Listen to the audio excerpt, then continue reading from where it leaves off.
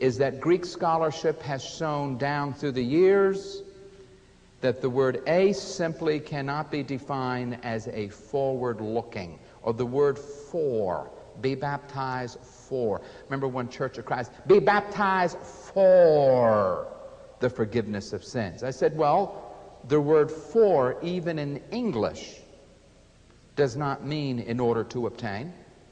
If I said, will you go to the store for me and buy a loaf of bread?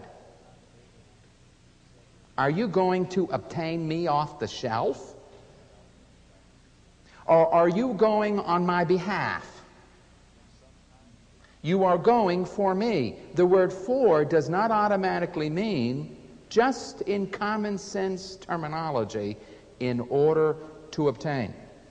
This is why Liddell and Scott, Thayer, A.T. Robertson, Dana, Manty, Vine, etc., etc., state there are many different usages of this word eis, but I fail to find any of them stating it always means a forward-looking action, and I fail to find any Greek scholar saying that it always means in order to obtain as the only meaning. According to Greek scholarship, this is not what it means. For example, in Matthew 28 and verse 19, baptizing them in the name of the Father, the Son, and the Holy Spirit, the word in is the word eis, or eis. Are you baptized in order to obtain those names or because of those names which previously existed? Are you baptized in the light of those names, in reference to those names, or in order to obtain them? You were not baptized in order to obtain or to create Father, Son, and Holy Spirit. You were baptized in the light of a reality that existed before that. Mark 1 and verse 9, baptized by John eis Jordan, in the Jordan River. Same word, eis. Now, does it mean they were baptized in order to obtain the river Jordan? Well, there it meant that the river existed before they were baptized. It's just telling you where they were baptized. 1 Corinthians 10 and verse 2, baptized unto Moses.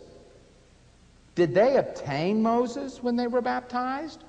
Or were they baptized in reference to the work that Moses was given?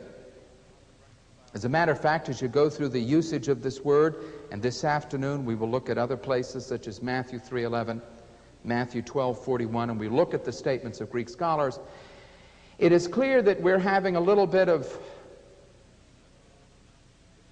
dishonesty or ignorance. Either they know better and they shouldn't have said it, or they don't know better, but either way, it's argumentum ad ignorantiam, argumentum absurdum.